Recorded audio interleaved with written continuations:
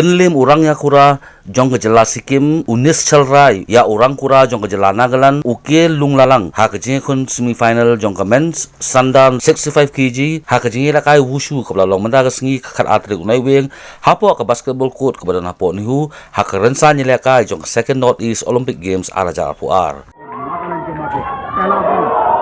side kick बहुत ही अच्छी नागालैंड के खिलाड़ी की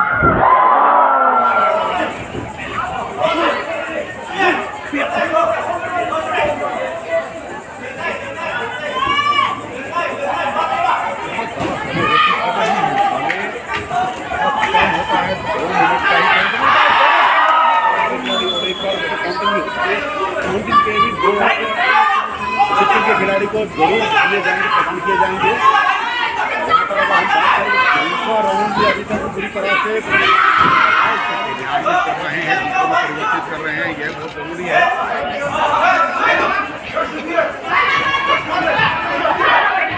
धारण क्षमता बहुत अच्छी, पंचों का प्रहार तरीके से गिराने में कामयाबी हासिल करी और 2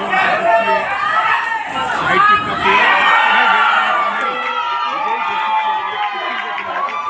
मुकाबले का भी सेमीफाइनल मुकाबला नागालैंड के विरुद्ध सिक्किम के खिलाड़ी के 65 किलो भार